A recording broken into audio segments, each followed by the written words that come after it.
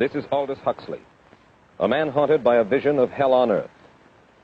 A searing social critic, Mr. Huxley, 27 years ago, wrote Brave New World, a novel that predicted that someday the entire world would live under a frightful dictatorship. Today, Mr. Huxley says that his fictional world of horror is probably just around the corner for all of us. We'll find out why in a moment. The Mike Wallace Interview, presented by the American Broadcasting Company in association with the Fund for the Republic, brings you a special television series discussing the problems of survival and freedom in America. Good evening. I'm Mike Wallace. Tonight's guest, Aldous Huxley, is a man of letters, as disturbing as he is distinguished. Born in England, now a resident of California, Mr. Huxley has written some of the most electric novels and social criticism of this century.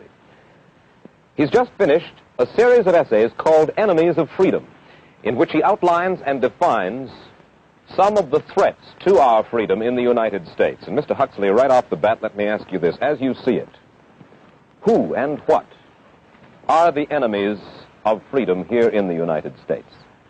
Well, I don't think you can say who in the United States. I don't think there are any sinister persons deliberately trying to rob people of their freedom.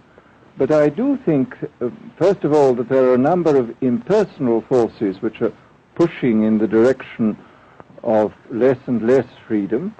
And I also think that there are a number of technological devices which anybody who wishes to use can use to accelerate this process of going away from freedom, of imposing control. Well, what are these forces and these devices, Mr. Huxley? I should say that there are two main impersonal forces. The first of them is not exceedingly important in the United States at the present time, though very important in other countries. This is the force which in general terms can be called overpopulation, the mounting pressure of population pressing upon existing resources. This, of course, is an extraordinary thing. Something is happening which has never happened in the world's history before.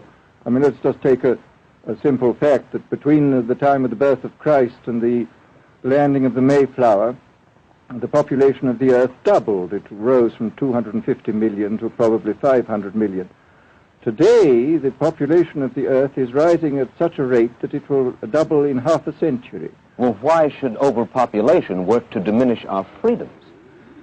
Well, in a number of ways. I mean, the experts in the field, like Harrison Brown, for example, pointed out that in the underdeveloped countries, actually the standard of living is at present falling, that people have less to eat and less goods per capita than they had 50 years ago. And as the position of these countries, the economic position, becomes more and more precarious, obviously the central government has to take over more and more responsibility for keeping the ship of state on an even keel. And then, of course, you're likely to get social unrest under such conditions, with again an intervention of the central government. So that I think one sees here a pattern which seems to be pushing very strongly towards a totalitarian regime. And unfortunately, as in all these underdeveloped countries, the only highly organized political party is the Communist Party, it looks rather as though they will be the heirs to this unfortunate process, that they will step into the position of power. Well, then, ironically enough, one of the greatest forces against communism in the world, the Catholic Church, according to your thesis, would seem to be pushing us directly into the hands of the communists because they are against birth control. Well, I think this strange paradox probably is true. There is it's an extraordinary situation, actually. I mean, one has to look at it, of course, from a biological point of view. The whole essence of biological life on Earth is a question of balance, and what we have done is to practice death control in a most intensive manner without balancing this with the birth control at the other end. Consequently, the birth rates remain as high as they were, and death rates have fallen substantially. All right, then. So much for the time being, anyway, for overpopulation. Another force that is diminishing our freedoms. Well, another force which I think is very strongly operative in this country is the force of what may be called over-organization. As technology becomes more and more complicated, it becomes necessary to have more and more elaborate organizations, more hierarchical organizations. And incidentally, the advance of technology has been accompanied by an advance in the science of organization. It's now possible to make organizations on a larger scale than was ever possible before. And so that you have more and more people living their lives out as subordinates in these hierarchical systems controlled by bureaucracies, either the bureaucracies of big business or the bureaucracies of big government. Mm-hmm. Mm-hmm. Now, the devices that you were talking about, are there specific devices or methods of communication which diminish our freedoms in addition to overpopulation and over-organization? Well, there are certainly devices which can be used in this way. I mean, let us take, after all, a piece of very recent and very painful history is the propaganda used by Hitler, which was incredibly effective. I mean, what were Hitler's methods? Hitler used terror on the one kind, brute force on the one hand, but he also used a very efficient form of propaganda, which he was using every modern device at that time. He didn't have TV, but he had the radio, which he used to the fullest extent, and was able to impose his will on an immense mass of people. I mean, the Germans were a highly educated people. Well, we're aware of all this, but how do you equate Hitler's use of propaganda with the way that propaganda, if you will, is used, let us say, here in the United States? Are you suggesting that there is a parallel? Needless to say, it's not being used in this way now, but the point is, it seems to me, that there are methods at present available, methods superior in some respects to Hitler's methods, which could be used in a bad situation. I mean, what I feel very strongly is that we mustn't be caught by surprise by our own advancing technology. This has happened again and again in history. Technology is advanced, and this changes social conditions, and suddenly people have found themselves in a situation which they didn't foresee and doing all sorts of things they didn't really want to do. Well, now, what do you mean? Do you mean that we develop our television, but we don't know how to use it correctly? Is that the point that you're making? Well, at present, the television, I think, is being used quite harmlessly. It's being used, I think, I would feel it's being used too much to distract everybody all the time. But, I mean, imagine, which must be the situation in all communist countries, where the television, where it exists, is always saying the same thing the whole time, is always driving along. It's not creating a wide front of distraction, it's creating a one-pointed drumming in of a single idea all the time. It's obviously an immensely powerful instrument. So you're talking about the potential misuse of the instrument. Exactly. We have, after all technology is in itself morally neutral. These are just powers which can either be used well or ill. It's the same thing with atomic energy. We can either use it to blow ourselves up, or we can use it as a substitute for the coal and the oil which are running out. You've even written about the use of drugs in this light. Well, now, this is a very interesting subject. I mean, in this book that you mentioned, this book of mine, Brave New World, I postulated a substance called soma, which was a very versatile drug. It would make people feel happy in small doses. It would make them see visions in medium doses, and it would send them to sleep in large doses. Well, I don't think such a drug exists now, nor do I think it will ever exist, but we do have drugs which will do some of these things, and I think it's quite on the cards that we may have drugs which will profoundly change our mental states without doing us any harm. I mean, this is the pharmacological revolution which has taken place, that we have now powerful mind-changing drugs which, physiologically speaking, are almost costless. I mean, they are not like opium or like cocaine, which do change the state of mind, but leave terrible results physiologically and morally. Mr. Huxley, in your new essays, you state that these various enemies of freedom, are pushing us toward a real-life, brave new world, and you say that it's awaiting us just around the corner. First of all, can you detail for us what life in this brave new world which you fear so much, or what life might be like? Well, to start with, I think this kind of the dictatorship of the future, I think will be very unlike the dictatorships which we've been familiar with in the immediate past. I mean, take another book prophesying the future, which was a very remarkable book, George Orwell's 1984. Mm-hmm. Well, this book was written at the height of the Stalinist regime and just after the Hitler regime. And there he foresaw a dictatorship using entirely the methods of terror, the methods of physical violence. Now, I think what is going to happen in the future is the dictators will find, as the old saying goes, that you can do everything with bayonets except sit on them. That if you want to preserve your power indefinitely, you have to get the consent of the ruled. And this they will do partly by drugs, as I foresaw in Brave New World, partly by these new techniques of propaganda. They will do it by bypassing the sort of rational side of man and appealing to his subconscious and his deeper emotions and his physiology even, and so making him actually love his slavery. I mean, I think this is the danger, that actually people may be in some ways happy under the new regime, but they will be happy in a situation where they oughtn't to be happy. But let me ask you this. You're talking about a world that could take place within the confines of a totalitarian state.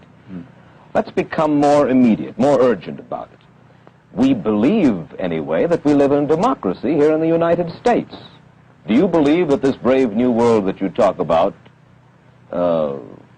could, let's say, in the next quarter century, the next century, could come here to our shores? I think it could. I mean, that's why I feel it's so extremely important here and now to start thinking about these problems, not to let ourselves be taken by surprise by the new advances in technology. I mean, for example, in regard to the use of the drugs, we know there's enough evidence now for us to be able, on the basis of this evidence and using a certain amount of creative imagination, to foresee the kind of uses which could be made by people of bad will with these things, and to attempt to forestall this. And in the same way, I think with these other methods of propaganda, we can foresee and we can do a good deal to forestall. I mean, after all, the price of freedom is eternal vigilance. You write in Enemies of Freedom, you write specifically about the United States. You say this, writing about American political campaigns. You say, all that is needed is money and a candidate who can be coached to look sincere. Political principles and plans for specific action have come to lose most of their importance. The personality of the candidate, the way he is projected by the advertising experts, are the things that really matter. Well, this is, during the last campaign, there was a great deal of this kind of statement by the advertising managers of the campaign parties, this idea that the candidates had to be merchandised as though they were soap or toothpaste, and that you had to depend entirely on the personality. I mean, the personality is important, but there are certainly people with an extremely amiable personality, particularly on TV, who might not necessarily be very good in positions of political trust. Well, do you feel that men like Eisenhower, Stevenson, Nixon, with knowledge of forethought, were trying to pull the wool over the eyes of the American public? No, but they were being advised by powerful advertising agencies who were making campaigns of a quite different kind from what had been made before. And I think we shall see probably all kinds of new devices coming into the picture. I mean, for example, this thing which got a good deal of publicity last autumn, subliminal projection. I mean, as it stands, this thing, I think, is of no menace to us at the moment.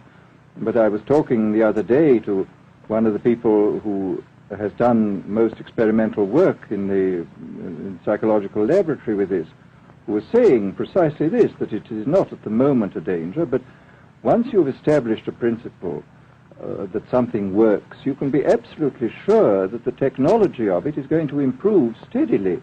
And I mean, his view of the subject was that, well, maybe they will use it to some extent in the 1960 campaign, but they will probably use it a good deal and much more effectively in the 1964 campaign, because this is the kind of rate at which technology advances. And we'll be persuaded to vote for a candidate that we do not know that we are being persuaded to vote for. Exactly. I mean, this is the rather alarming feature, that you're being persuaded below the level of choice and reason.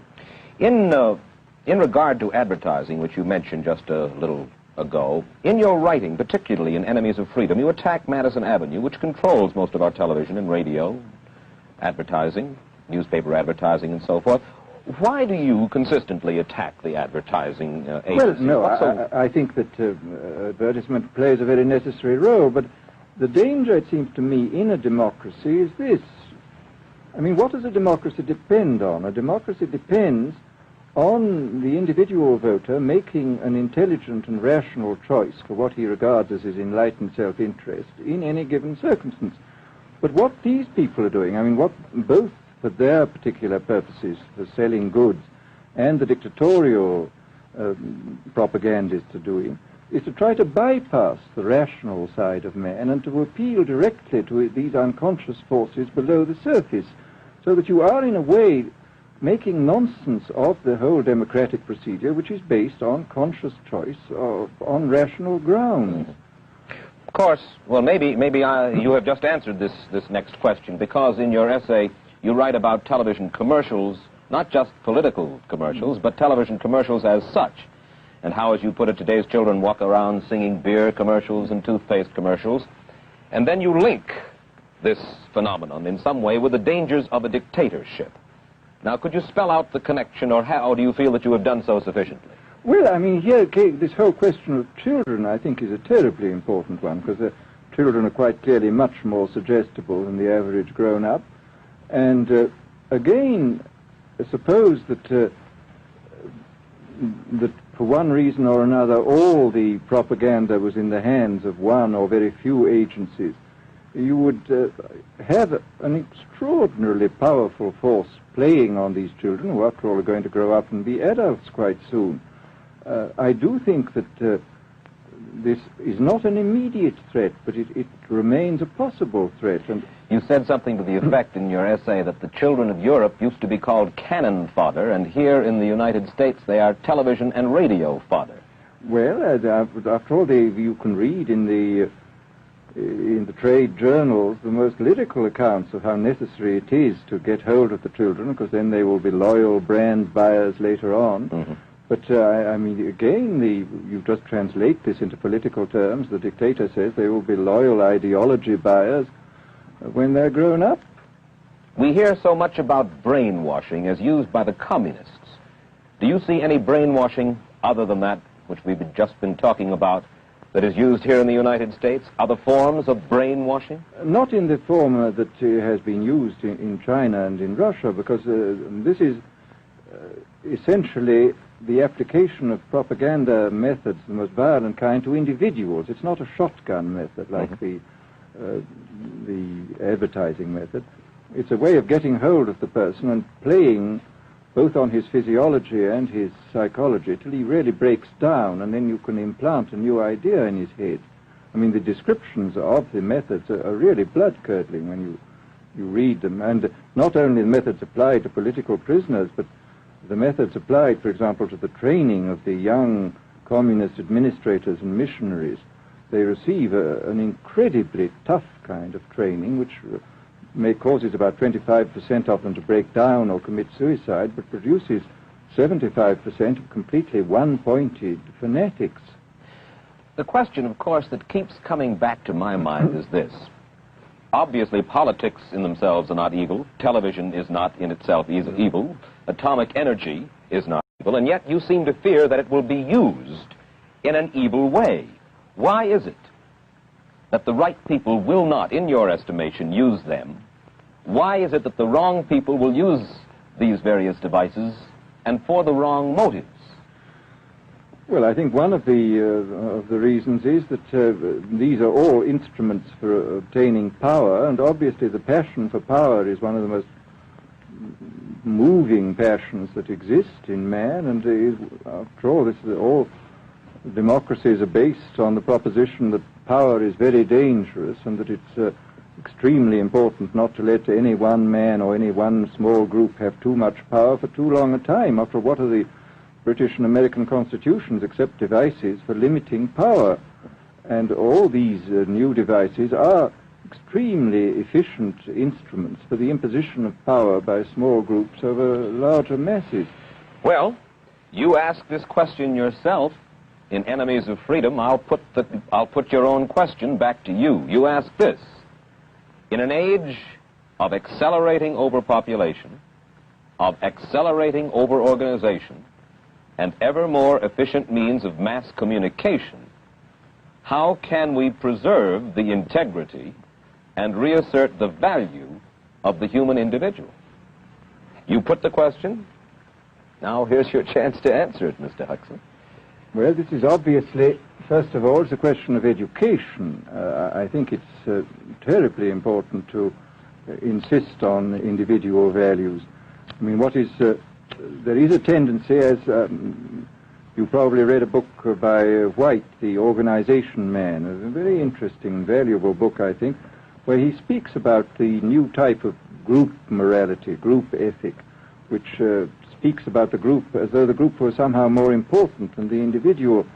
But this seems, as far as I'm concerned, to be in contradiction with what we know about the genetical makeup of human beings, that every human being is unique. And it is, of course, on this genetical basis that the whole idea of the value of freedom is based. And I think it's extremely important for us to stress this in all our educational life. And I would say it's also very important to teach people to be on their guard against the sort of verbal booby traps into which they're always being led, to analyze the kind of things that are said to them. Well, I think there is this whole educational side, and I think there are many more things that one could do to strengthen people and to make them more aware of what was being done. You're a prophet of decentralization. Well, yes, if this is feasible. It's one of the tragedies, it seems to me. I mean, many people have been talking about the importance of decentralization in order to give back to the voter a sense of direct power. I mean, the voter in an enormous electorate feels quite impotent, and his vote seems to count for nothing. This is not true where the electorate is small and where he is dealing with a group which he can manage and understand. And if one can, as Jefferson, after all, suggested, break up the units into smaller and smaller units, and so get a real self-governing democracy. Well, that was all very well in Jefferson's day, but how can we revamp our economic system and decentralize and at the same time meet militarily and economically the tough challenge of a country like Soviet Russia? Well, I think the answer to that is that there are, it seems to me that the production, industrial production, is of two kinds. I mean, there are some kinds of industrial production which obviously need the most tremendously high centralization, like the making of automobiles, for example.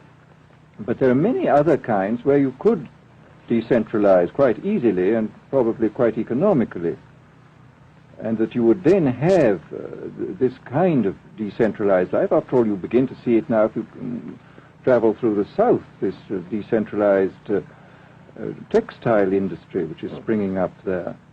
Mr. Huxley, let me ask you this, quite seriously. Is freedom necessary? As far as I'm concerned, it is, yes. Why? Is it necessary for a productive society? Yes, I should say it is. I mean, a genuinely productive society. I mean, I think you could produce plenty of goods without much freedom, but I think the whole sort of creative life of man is ultimately impossible without a considerable measure of individual freedom, that initiative, creation, all these things which we value, and I think value properly, are impossible without a large measure of freedom. Well, Mr. Huxley, take a look again at the country which is in the stance of our opponent anyway it would seem to be there, Soviet Russia. It is strong and getting stronger economically, militarily. At the same time, it's developing its art forms pretty well.